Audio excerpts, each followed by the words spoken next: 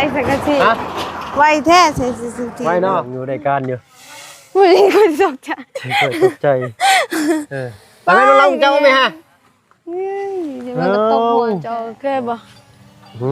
เบาก็เคยไอ้มันที่เคยเบิ่งไงบ่มีเจอเลยบ่ได้ใช้จักเทื่อใส่จับเบิ่งอยู่น้องลัง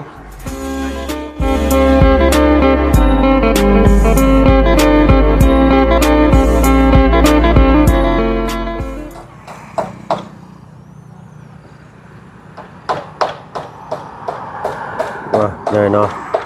ตอนนี้บ้านน้องลังกำลังติดปัดลมเนาะใช่ทอดขั้นตอนติดปัดลมเด้อพี่น้องเด้อเนาะเปิดคลิปเปิดภาพมาตอนค่อยคำลงแรงพี่น้อยเนาะนี่ก็เป็นเวลาบ่าย3 โมงแล้วเนาะตึ๊บยังไม่ได้พากันไปทางใดเกี่ยวไปเวียนมาน้องก็มาเบิ่งเวียกบ้านเรียนชั้นทางน้องลังอีกคือเก่าน้องลังเนาะเนยสบายดีน้องลังไปกระเบื้องไปฮะก็ไม่ยอมมันบ่มไปกระเบื้องก่อนให้เบิ่งเจ้ามีแหละมีคนแนมอยู่ข้างทางโอ้ยมัดผมหลุดงามแท้ๆมันบ่อย่างมัดผมเป็นไดฮอดขั้นตอนติดพัดลมเลยงามบ่แบบนี้มักบ่มักเนาะเอ้าโอ้ช่วงทีมงานมานี่น้องเพิ่นมีสีมีชั้นขึ้นได้เนาะมีแก้มมีอยู่แล้วแกโมแม่นหมายถึงว่าอ้วนขึ้นหน่อยนึงหั่นนะแม่นบ่ฮู้สึกอยู่บ่รู้สึกเนาะอันสิแล้วพอได้เฮาบ่เครียดเด้หรือว่าเครียดกว่าเก่าบ่จักทีมงานเข้ามาเนาะบ่เครียดเนาะสิเครียดไปเฮ็ดหยังเอาโอ้บ่ต้องเครียดดอกเรือนงามกำลังสิแล้วเลยไปสิเครียดเนาะบ่ได้เบิ่งแม่แต่ประมาณแนวธรรมดาเพื่อนเจ้าติดถนนหนทางก็ธรรมดาต้องมีคนเบิ่งกันแหล้วเนาะใช่ตอนนั้นเละๆให้บ่ลุงเบิ่งก่อนก็อื่นพี่น้องเนาะถ้าว่าเพิ่งกับทักทายได้พี่น้องเด้อกับทักทายสบายดีหมู่เพื่อนกันเบิดสุผู้สุคนเนาะยินดีต้อนรับเข้าสู่ช่อง YouTube บ่เพิ่งเคยไลฟ์คือเก่าเป็นได้ล่ะเก็บอยู่บ่ท้องนะหน่อยเดียวมันเจ็บแบบท้องบิดบ่หรือว่าเจ็บแบบปวดท้องเจ็บแบบปวดท้องนี่แหละคิดตลอดแต่ว่ามื้อนี้ไปคิดตลอดแล้วเจ็บแบบปวดท้องกับถ่ายนะว่าง่ายซะพี่น้อยเนาะใกล้แล้วแหละเนาะได้รู้สึกว่าบ้านน้องลังนี่สิตะลุ่มตะล่างนี่สิสะอาดสะอ้างเนาะเวลาเฮ็ดเนาะเพราะว่าทางก่อสร้างเพิ่นไปเอาทางนั้นพี่น้อยเนาะเฮ็ดเศษไว้อยู่ทางนั้นเป็นไดบ่งามบ่เอาลือเนาะโอ้ติดเป็นลมไปเลยเนาะ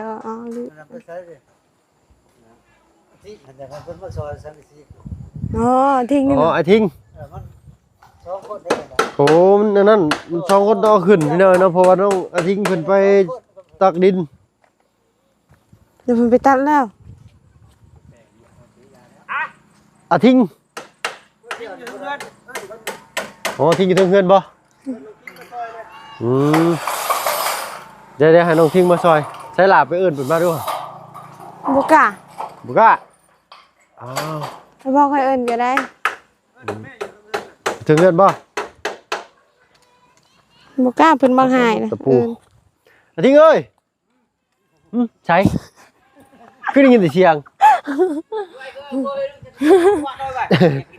โอ้เรายังกินข้าวอยู่โอ้ปกติแล้วพี่น้องเนาะกินข้าวก่อนก็ได้น้องทิ้งเนาะข้าวยังข้าปากอยู่กินก่อนก็ได้โอ้ยเนาะเอาหมดขั้นตอนนี้พี่น้องเนาะต้องใส่แห้งคนอีกแล้วเอากุ้ยเราอิ่มแล้วบอกกินข้าวนะพี่โอ้ข่อยยัดมันได้ฮักอีกเดี๋ยวเราขึ้นนี่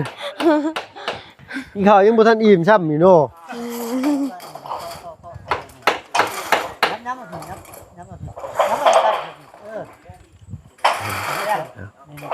ยันเหยียบตะปูดิเอา เราหากันมากินข้าวพี่น้อยเราขุดดินอยู่เอาอ๋อตัวฮอดขั้นตอนติดหลังคาบ้านนี่เนาะน้องรักเนาะ ไว้ที่นอกคืออันนั้น ไว้บ่ สังกะสีเนี่ยไว้แห้ง ไฟแห้ง ค่ะ ฮึบโอ้เอาขึ้นไปเลยเนาะ นักไม่นักก็นักเบยว่าเด้อเอาให้ทิ้งมาซอยหน่อยเนาะยำเข้ายังบ่เบิดจำบ่จักในปากนะ อยู่สิเอ้ยกิน เอ้ยเนาะอยากได้หมากกระทินนี่ไปหาหมากกระทินนี่ใช่น้องรัง เนี่ย มีบ่หมากมัน นี่แต่มันอยู่สูงเด้ เอายังเอาเมนเอาได้บ่นี่ ว่า เอามาอีเมนนะบ่ ว่า หมากกระทินแก่นะ นี่จะกินก็มันก็ทิ้งแก่น่ะ โอ้มึงหมากกระทินอ่อนเนาะ ว่าก็ทิ้ง ห อ่ มาก อก ระ น ทินอ่อนมากินตำโมจิไข่ตำเมี่ยงได้สิตำกินโอ้โหแซ่ แล้ว บ ก็ปวดท้องก็ยังอยากกิน อยากปวดท้องยังอยากกินอยู่ เด้อ โอ้ยเช้าเลยสัมปตำเลยมื้อนี้มื้อหน้าสิกินกล้วยตานีกับบ่มีเนาะ ไว้ยังกล้วยอ่อน แม่นกล้วยตานีเด้ นี่ แต่ก็ บางมีน้อยมีบ่เนาะ ยังอีกเอามึง บางมีน้อยเด้บางมีน้อยๆนะ บ่ฮู้ มีนะบาง มันมีต้นมัน ฮะ มีต้นมัน แต่หมากกันบ่มี สิใส่ต้นมันให้บ่แน่นะว่า ต้น บอก บางมี ต้น บ้านจะเอิ้นหมากหยังว่าหมากที่มันหมากทุเรียนบ้านเจ้าหั่นนะ ตัวนั้น ต้องเว้าจังซั่นได้พี่น้อยเนาะอันแหละหมากน้อยมันบ่มีเนาะเบิดยามมันแล้วบ่ ไปอยู่บ่ได้ไปเบิ่งบ่เคยกิน บ่เคยกินต้นของเจ้าบ่ บ่แม่นต้นค่อยแต่ว่าต้นชุมรวมใครจะกิน ต้นส่วนรวมไปกินก็ได้เนาะ อืม พี่น้องเอ้ยเนาะรอทาเพิ่นยังเตรียมการจักหน่อยอยู่พี่น้องเอ้ยทิ้งกินข้าวได้ฮอดบ่3 คำ แต่ก็ว่าเราอยู่เนาะแนวกินก็ได้บัดนี้เด้อ กิน บ่มีใช่มีน้องล่ะ นี่ หึ ที่ก็ทำแนวยากๆก็ตอบบ่ได้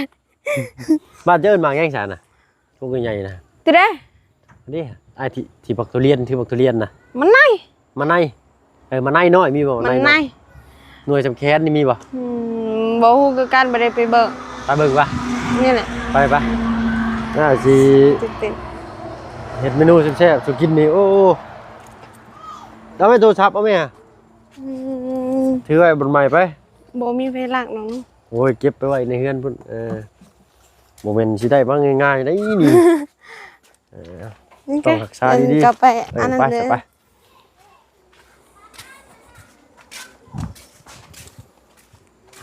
แต่หาหลักมันมีเพิ่นก่อนเด้อ มาไหน มาในบ่แม่นมาในเด้อพี่น้องเอ้ยนำมาใน ตัวนั้นเหรอตัวนั้นเหรอ แม่นโอ้บ่มีซำบ่จักน้องลัง มี มากน้อยเด้ พุ่นเจ้าของ โอ้เชิญแซ่บเจ้าได้ยังกินข้าวได้โดนทางน่ะขอมาในเด้อ ขอมาไหน มาในขอได้บ่มาในนี่มาในได้บ่ นี่แหละ ใช่ แต่ว่าอันนี้มียังอันนั้นไม่ได้ออกใช่ซึ่งนี่มันที่ไหน นี่แหละยังบ่เป็นหมากครับ ดีได้มากซึ่งนี่ แม่นสำแคนนี่นะ โอเคไปหาต้นนี้ เป็นชวนกับเจ้าได้พี่น้องนี่ คอยบ่เคยเข้าอันนี้อยู่นี่ บ่เคยเข้าเทื่อบ่ อืม ครั้งแรกเลยเข้ามานี่ติ ก็บ่ได้เคยไปเลาะไปใส่บ่เห็นก็มีบ่เห็นมีอยู่ บ่มีครับ แต่ตัวนั้นยังนี่น้อยอยู่ อืม น้อยซุมนี่ อันนี้นี่สามีก็กินได้แล้วนี่ นี่บ่ไปสิเกินได้ หาไม้แม่นเอา หึ เบิ่งก่อนมีจัก4 5 6 7 8 9 10หมากจังเอา เป็น ห อะ มาก ไร อันนี้ได้ซะ บางตัวนี้นี่ กินบ่ได้หมากนี่ต้อง กินได้ ต้องตำแก้วกิน แต่มันบ่มีเลยโอ้ตัวนี้ มีหมากเดียวหนึ่งมาใน มี2อัน2อัน 3หมากพุ่นหมาก โอ้โหไปก็ว่าของเพิ่นแล้วบ่ได้ นี่มันมีน้อยเนาะ เด้อเพิ่นอะไรเบิ่งทางข่อยนี่ บ่มีน้องเราเลยมีน้อยอีหลี หน่วยกินบ่ได้แล้วเรามันใหญ่กว่าเนาะ แม่นถามใหญ่กว่านี้ก่อน เอามียังกินเลย มีต้นงิ้วป่านี่เนาะ ป้าเพ่ย นี่ สิใส่บดปานนี่ มันอยู่หลุมพุ่น ก็ไปใส่ผัก มันติ้งอยู่กับยับอยู่ มันญาติคนคือกันต้นงิ้วป่าต้นนี้เพิ่นฮอนมันบ่ตายเฉย ออกมาอีกว่าดินดีดินงามไปหน่อยเนาะ ก็อย่าปลูกผักแต่ข่อยบ่มีดิน อย่าปลูกผักแต่บ่มีดิน อ่า อันนี้นี่บ่นน้องป่าจ้ะนะ มีหมดผักมันแล้ว มีผักบ่แล เด้อผักหยังแน่มีหมดเลย ใส่แกงหน่อไม้ ใส่แกงหน่อไม้นี่ครบชุดเลยเนาะ อ่า คักแล้วพี่หน่อยเนาะมาไหนบ่มีมาไหน มันให้เจ้าบ่มี มาไหนแม่น กูมึงมีกูมึงตองกูยังไงเห็นบ่อีบ่อยเลยบอก เลย กูเฮ้เรียบร้อย โดยโอ้ คักเดี๋ยวมื้อหน้าสิมาแวะกินน้ำเด้อเด้อทั้งโกเงาะเพิ่นไปเลยเนาะ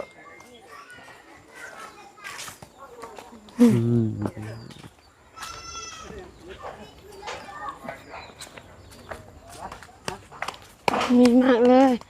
เดียวกันประมาณนี้เนาะ มา ขึ้นแล้ว บ่ ขึ้นแล้ว มีบ่มีม้าบ่มีม้า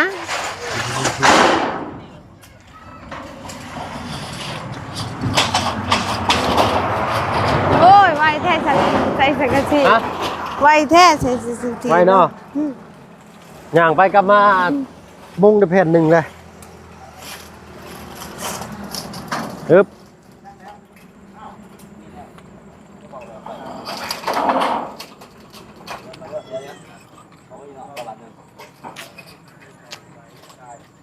เห็นบ่งามเนาะ งามถ้าอยู่พุ่นอยู่กลางทางพุ่นให้งามอีก แนนอยู่มุมนั้นไหนะให้งาม แต่นี่มันแคบ เดี๋ยวลุงจันทร์เราสิวินโดนในเบิ่งพี่น้อยเนาะโดนเบิ่งก็จักใช้ได้บ่ได้บุง่ายน้องเมฆเฮ็ดให้อยู่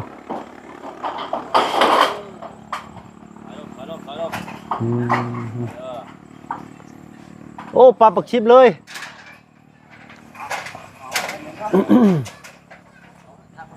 โอ้ขึ้นหลังคาปุ๊บนี่คือแบบใหญ่เลยแห้งนะพี่น้องปานน้อง ๆจนเคยเป็นสาวพุ่น หืม โอ้ยคิดสิดีเนาะไปจนเคยโตเป็นสาว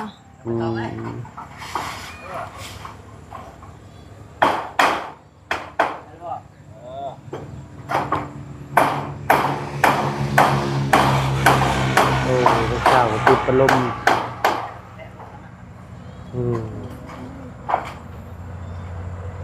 งาม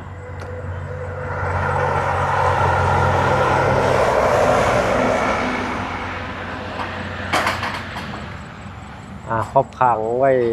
ใส่ตำลังไปเลยเนาะครอบคาง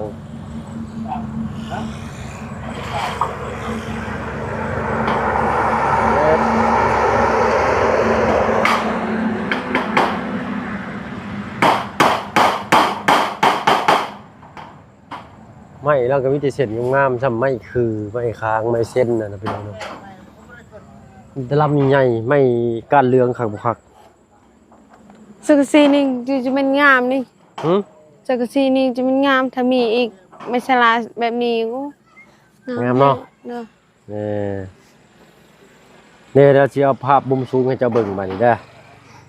เบิ่งแล้วเบิ่งนำเบาหน่อย หืม เบิ่งนำเบาหน่อย เบิ่งน้ำบ่น้อย เพิ่นว่ามีบ่มีแต่ว่าประเทศอื่นนี่ก็บ่ต้องกับยาแล้วเนาะประเทศอื่นไปสิไปหาได้ จะเคยเห็นระบบภาพมุมสูง เข้ามุงซุ่มนั่นแหละ อยู่เทิงๆอยู่เทิงสูงพวก มา นี่เรากำลังจะเอาขึ้นไปเบิ่งหาเนี่ยนะ ป้า เนี่ยนะจะได้เบิ่งเลยเนาะ ดีใจป่ะใจเคยเห็นว่าไปเบิ่งอยู่หลุมป่ะไปเบิ่งไปขอเบิ่งของเราไปอันยังก็จะ บ่ นี่ก็สิได้เห็นภาพมุมสูงครั้งแรกของน้องรัง จะไปเบิ่ง จะเป็นอะไร นี่แหละเขาว่าเฮาเลี้ยงวัวแต่ก่อนน่ะจีนใส่แบบนี้แหละ ว้ามีหลายแท้อยู่ในหัว อืม เพิ่นอยู่ใกล้ๆ กิน แบบ ใส่ นี้ นี่บ่ เลยใกล้ๆแบบนี้เลย ไปแล้วพุ่นไปแล้วพุ่น โอ้ยสิอยากให้ เออ มันสิบ่อันนั้นบ่ ใช่ สิ ใช่ เอา โบกให้แม่งงองแง่งแน่เออแน่เบิ่งอยู่ ซำนี้แหละเฮาเลี้ยงวัวนะจีนปล่อยนะมันมี5โต มี5โต๊ะผู้ ด้วย เพิ่นเอิ้นหยังเจ้าบ้านเจ้าเอิ้นหยัง ไผสิฮู้เนาะ เอิ้นแม่ขมวกบ่ จัก แม่ขมวกแล้วบ้านนายเอิ้นอันนี้เออใช่ชุดเลยบ่ทำเก่าแต่ว่ารู้นี่เนาะ บ้าอยู่สูงแท้ นี่มาเบิ่งนี่จะมาเบิ่งนี่เห็นบ่จะเคยเห็นบ่มุมสูงนี่ มันน้อย อ่า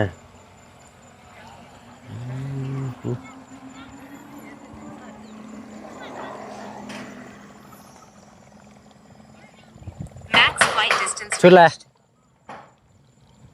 ได้50 เมตรได้100ฮอดบ่100เนาะ30เมตรคุมสูง30 เมตรบ่ลุงคุมใกล้ได้ซะ50ทำการเบิดไปตั้งระบบผิดพลาดบ่ได้เนาะ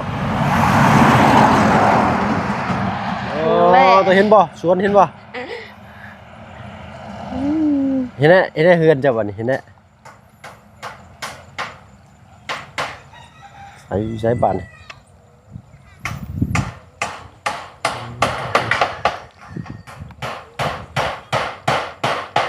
ด้เห็นบ่เฮือนจ้ะน่ะเห็นบ่ฮะ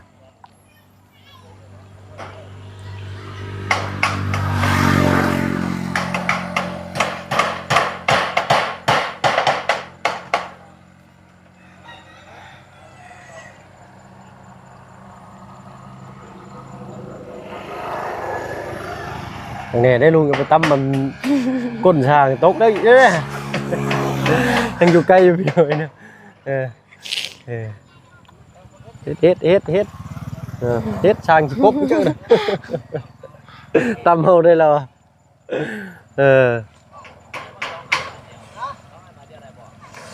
เห็นบ่น้องลัง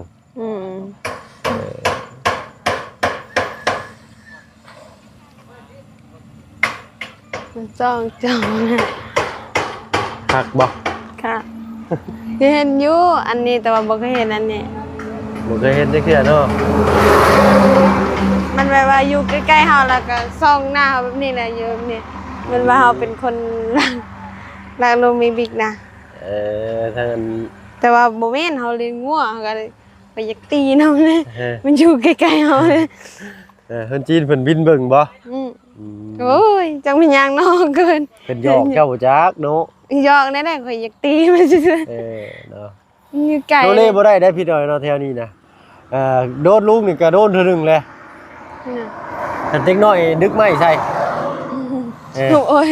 มันสิ โอ้แม่งหัวหมวกลายจังสิเอาโอ้ทำให้เร็วเนาะ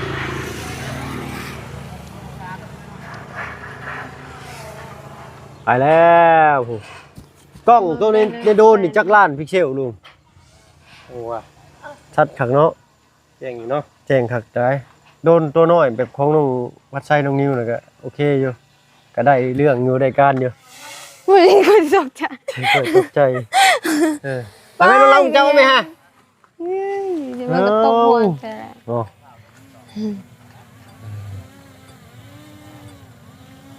โอ้โห โจเคยบ่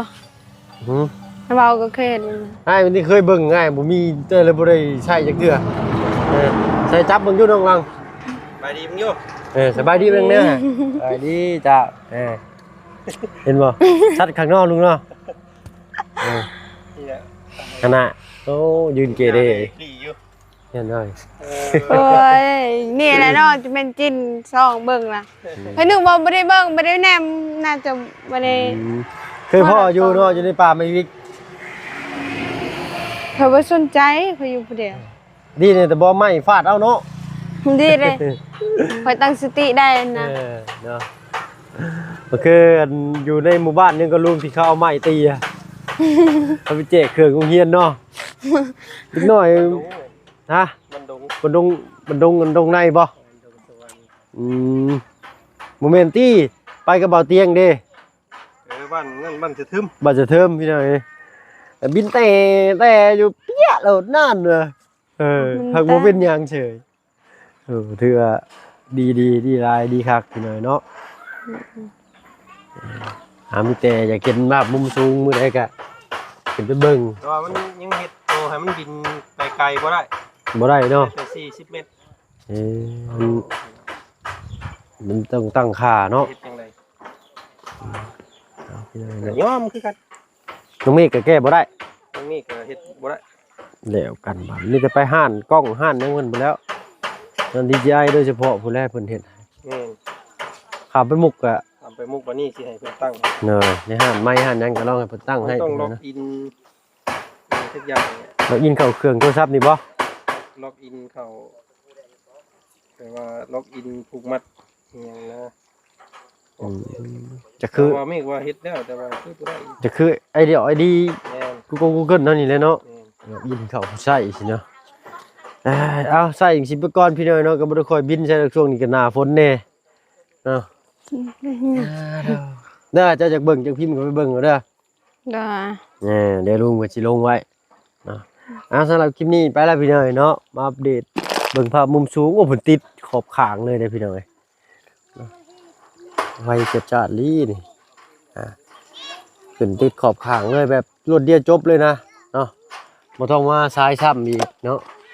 สำหรับคลิปนี้ไปแล้วเนาะน้องลังสบายดีจ้าพี่น้อยเนาะไปก่อนบานนี้เนาะพอกันคลิปหน้าคลิปนี้ค่อยคำลงแรงแล้วอยู่ที่แห้งเบิดจุบุทุกคนไปแล้วพี่น้องสบายดีจ้า